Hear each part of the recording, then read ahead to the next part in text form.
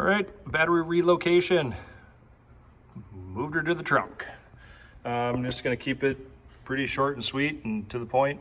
Try to simplify it for you guys since I was overthinking the heck out of it. And this is what I came up with. Not saying it's what you should do, but this is what I did. Anyways, there's my battery box.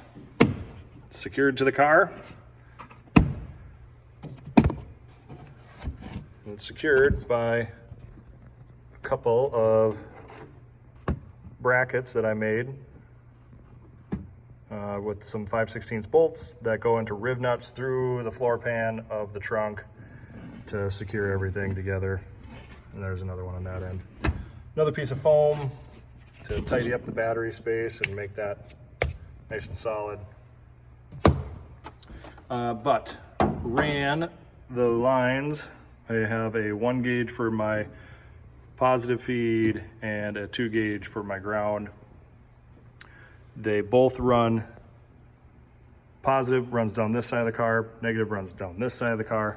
Both are ran through the seat into, there's a channel underneath your sill here for electrical and whatnot on each side. And snaked her on through there, ran it up to the firewall, poked through the firewall with a grommet, made it to the engine bay, and ran directly to the starter.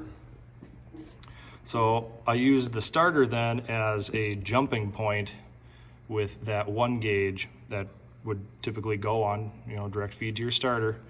I ran then a secondary wire off the starter of that same line up to a terminal block.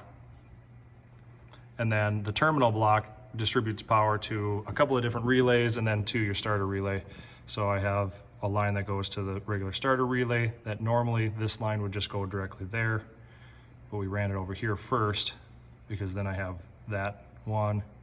I have a relay for my fans, a relay for the line lock, and they're all tidied up over here. This is a 215 amp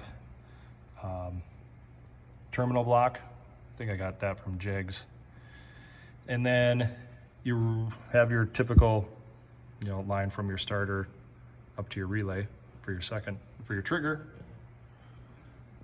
And it's just as simple as that. Keep it simple.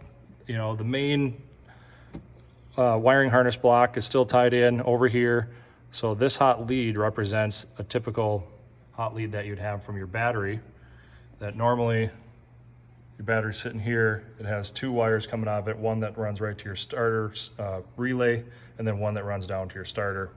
I've just ran them essentially both down to the starter and then jumped the one up so that I can get my power up here. But cleaned up the space nicely, got rid of all that junk. Got rid of the horn, all that kind of stuff. There was extra wiring for the windshield washer pumps and just snipped, done.